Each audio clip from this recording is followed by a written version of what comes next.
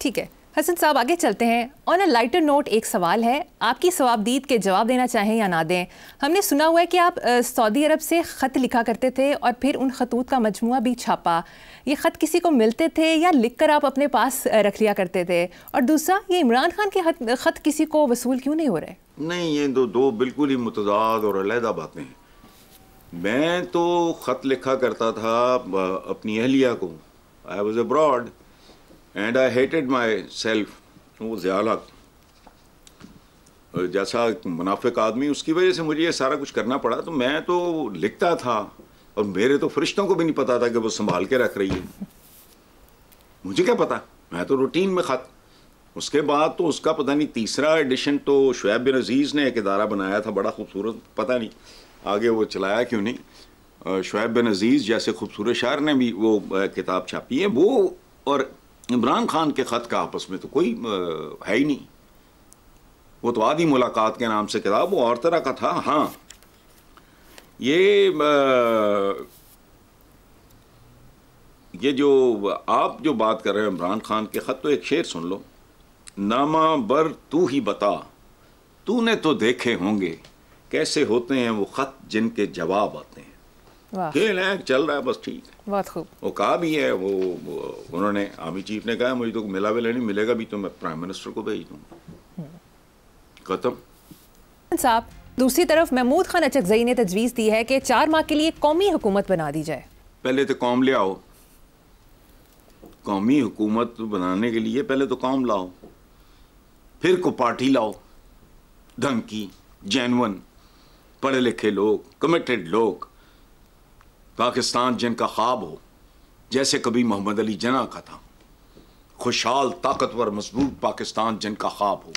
तो कुछ भी नहीं है और कौम भी नहीं है, हर एक को अपनी अपनी पड़ी हुई है। भाई यार, खुदा का खौफ करो। अच्छा, अगर कर भी लोगे तो अचकजई साहब मुझे समझा दें, बुजुर्ग हैं, अच्छे आदमी हैं, ह्यूमन मटेरियल तो वही रहेगा।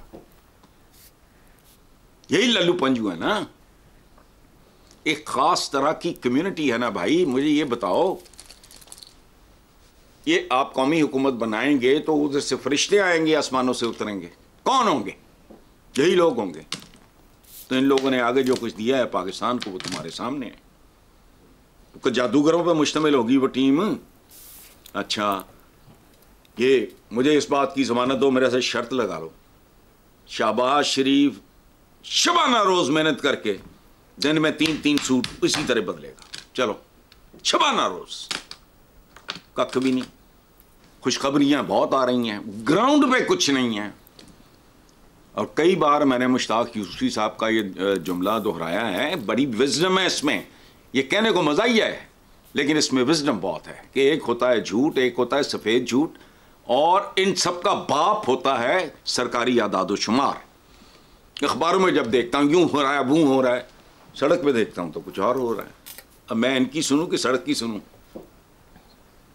सड़क तो बहुत बड़ी रियलिटी है, वहाँ अवाम होते हैं, गलियों कूचों बाजारों दुकानों रेडियों पे अवाम होते हैं। उनसे पूछो कि तरक्की हो रही है, ट्रैक पे आ गया है, फलाना हो गया है। ये इस तरह के मिली नगमे सुनते सुनते उम्रें बीत गई हमारी। तो कौमी हुकूमत बना के देख लो। ये भी नेक्स्ट खबर है साहब। गवर्नर पंजाब सरदार सलीम हैदर ने कहा कि 2024 के इंतखाबात में धांधली हुई। तारीख में कोई एक आध इलेक्शन हुआ होगा जिस पर सब ने कहा हो कि शफाफ इलेक्शन हुए। यार, बड़ी मजे की बात है। वैसे सलीम हैदर साहब को हमारा सलाम पहुंचे, 100% ठीक कहा। लेकिन इसमें असल बात क्या है कि ये उस पार्टी का गवर्नर कह रहा है जो खुद इस भयानक वारदात में पूरी तरह शामिल है। अब मुझे इसका जवाब दो।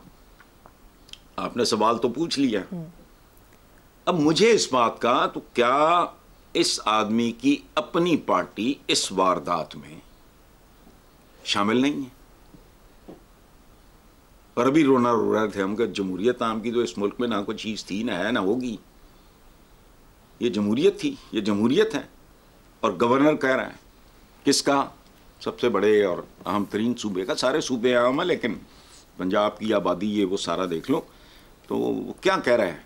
वो अपनी पार्टी के बारे में भी यही बात कर रहा है। तो ठीक है, तारीख में कोई एक आध इलेक्शन हुआ शफाफ, वो है नहीं हमारे लिए। हम वो नस्ल ही नहीं है, हम वो लोग ही नहीं है। ये एक और तरह की कौमों के काम है, कुछ भी नहीं। ये जैसे मैं हमेशा बात करता हूं कि इरिगेशन सिस्टम से लेके रेलवे तक आपकी अदलिया मदलिया जो कुछ भी है गोरा दे गया। इसी तरह वो आपने जो कुछ उसके रेलवे के साथ किया वही कुछ आपने उसकी दी हुई जमहूरियत के साथ किया। अल्लाह अल्लाह खैर सलाह। मुनाफिकत की आखिरी इंतहा ये है कि लोकल बॉडीज नहीं। वो कमाल की बात है, इन्होंने दरख्त फिजा में उगाया हुआ है, बुनियादी कोई नहीं। ये बुनियादी या जो भी इसको कहते हैं, ये लोकल बॉडीज को पता नहीं क्या कहते हैं, वो तो जड़ें हैं, वो तो मौजूद ही नहीं है। पाकिस्तान एक ऐसे पाकिस्तानी निज़ाम एक ऐसे दरख्त की मानंद है जिसकी जड़ें ही नहीं। लेकिन नहीं, ये इन खास तरह के लोगों को यही कुछ सूट करता है। ठीक है, चलने दो। बिल्कुल ठीक। Come back. हसन साहब, गुज़श्ता हफ्ते चीन के दौरे के दौरान सदर आसिफ अली जरदारी ने कहा कि हम पहले चीन के इत्तेहादी हैं, फिर किसी और के इत्तेहादी हैं, क्योंकि चीन और हमारी सरहदें आपस में मिलती हैं, बाकियों की सरहदें हज़ारों किलोमीटर दूर हैं। आजकल ना दूर और ना नज़दीक, पता नहीं किस ज़माने में किस तरह सोचते हैं ये लोग। आजकल दूरी नज़दीकी की कोई औकात है। और दूसरी बात याद रखना ये बात बहुत अच्छी तरह भूलना मत, सुपर पावर हजारों मील दूर भी हो तो खुदा की पनाह, और जिसके साथ आपकी सरहदें मिलती हों होश करो। याद रखना, पहाड़ों से ऊंची, समुद्रों से गहरी, तो शहद से मीठी, तो इमली से खट्टी, तो नीम से कड़वी। आ जाएगी समझ, देखते जाओ। और ये दूर नज़दीक वाला देखो, ये हमारी सोच और समत डे वन से टेढ़ी है। पाकिस्तान में वो कौन था जिसने तज़वीराती गहराई का शोशा छोड़ा था? सतही सोच। तो ये कोई रिश्तेदारियां वगैरह नहीं होती। ये देखो, नेक्स्ट डोर सुपर पावर चीन के साथ हमारी ये मीठी और ये लंबी और ये ऊंची और ये गहरी वगैरह। वो बात सुनो, कृष्ण नगर का नाम रखने से, इस्लामपुरा नाम रखने से कृष्ण नगर के रिहायशियों के रवैयों में तब्दीली नहीं आई। मॉल रोड को कायदे आज़म मोहम्मद अली जिन्ना रोड बनाने से हमें कोई सड़कों का इस्तेमाल बेहतर नहीं हुआ, वही खच खाना है। ये नामों, ये इस तरह के हम सतही से काम करने वाले लोग हैं। इसलिए अब अंदाज़ा लगाओ। फिर एक और बात कितनी दिलचस्प है, इधर अब्बा जी यानी जरदारी साहब चींदे मुहब्बतां पींगा मधा रहे सन, उधर पुत्र अमरीका पहुंचे ऐसी। तो बेटा मुस्तकबिल है ना पीपल्स पार्टी का। जरदारी साहब तो खचक गए हमारी तरह, वो बेचारे ठीक से चल भी नहीं सकते। हालांकि मैं उनकी बहुत सारी चीज़ों का मद्दाह भी हूँ। तो वो तो हमारा एज ग्रुप है, वो तो फारक पूरा वाला काम है। अब अमलन अल्लाह उनको ज़िंदगी दे। तो बेटा वो वहीं पहुंचा हुआ है बड़े घर। हम खुद को भी बेवकूफ़ बनाते हैं, दूसरों को भी बनाने की कोशिश करते हैं। ये इनके लिए, बस अवाम के लिए ठीक है इस तरह के झुंझुने, चूँकि जहालत है, जज्बाती है, तो वो खुश हो जाते हैं नारे सुन के। समुद्रों से गहरी है, फलां से ऊंची है, फलां से खट्टी है, फलां से मीठी है। ये नॉनसेंस है। वो खुश होते हैं, बट ठीक, लोग भी मज़े लेते हैं। नतीजा सिफर। Next topic. हसन साहब, अखबारी खबर के मुताबिक स्पीकर कौमी असम्बली ने अराकीन से पूछा जो बढ़ी हुई तनख्वाह नहीं लेना चाहता वो लिख कर दे, जिस पर सबको सांप सूंघ गया। कौमी असम्बली ने अराकीन पार्लियामेंट की तनख्वाहों और अलाउंसेस का तरमीमी बिल कसरत राय से मंजूर कर लिया। यार इसको तो 1001 तरीके से इंटरप्रेट किया जाए। पहली बात तो ये है कि स्पीकर का ये सवाल ही सतही किस्म का है। भाई जो बड़ी हुई तनख्वाह नहीं लेना चाहता, ये क्या बात है? उनका मुतालबा कुछ और है कि हम तनख्वाह लेना चाहते हैं, बढ़ाओ ना। वो भी चाहे ड्रामा ही कर रहे हों, जो सांप सूख गया तो इनमें से कुछ नहीं निकलना। ये सवाल भी बड़ा अजीब है आपका, मेरा जवाब भी उतना ही फजूल है। तो ये खजाने पे बोझ फलाना, केड़ा बोझ केड़ा खजाना। आए सी ना उन्हीं पराए पुत्र IMF वाले, तो कहते हैं जी कि वो उससे नहीं मिले, ये नहीं पूछा वो नहीं पूछा। शर्म आती है, लेकिन प्रॉब्लम वही इनको नहीं आती, याद नहीं है इनका। वो जिस्म के वो हिस्से ही सो गए हैं जहां नमनेस है मुकम्मल तौर पे। छुर भी मारो तो इनको एहसास नहीं होना। अवाम को वैसे ही अकल समझ वाला खाता खाली है, वो जज्बातियत पे झूठ पे पलते हैं, उनको कुछ समझ ही नहीं आती। जी हसन साहब, अखबारी रिपोर्ट के मुताबिक तनख्वाहदार तबके की आमदनी से 100 अरब रुपए ज़ायद इनकम टैक्स वसूल, जबकि वज़ीर मुमलिकत बराए ख़जाना अली परवेज़ मलिक का कहना है कि वज़ीर आज़म शहबाज शरीफ तनख्वाहदार तबके पर मज़ीद 75 अरब रुपए के टैक्स के हामी नहीं थे, ताहम आलमी मालियाती फ़ंड से मुआहदे की रूह से ऐसा करना नागुज़ेर था। क्या कमेंट करेंगे? कुछ भी नहीं करूँगा, मैं चुपचाप भुगतूँगा।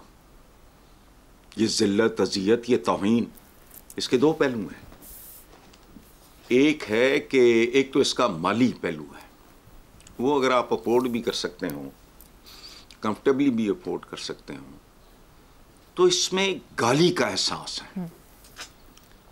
ये जग्गे टैक्स हैं, जेन्युइन टैक्स नहीं है। पूरी फहरिस्तें छापो, तुम में से कौन कौन कितना टैक्स देता है। रमजान शुगर मिल वाला भी टंटा मुक गया ना, पता तो लगे कौम को। जहां बस चलता है वहां ये खून का आखिरी कतरा तक निचोड़ते हैं। और ये जो है ना कि मजीद 75 का हामी नहीं थे, हामी नहीं तो मैं की करना है, हामी है कोई या नहीं है, मुझे क्या। बॉटम लाइन बताओ क्या है।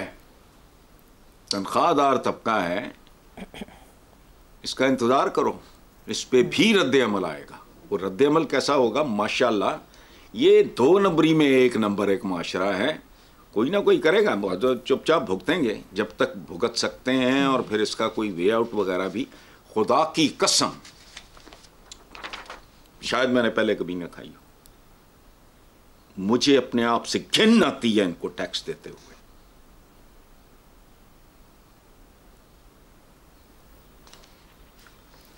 उसकी वजह ये बिल्कुल ऐसी है जैसे मुर्दार खोर जो है वो हड्डियां चबा रहा हो किसी लाश की, गोश्त नोच रहा हो किसी लाश का।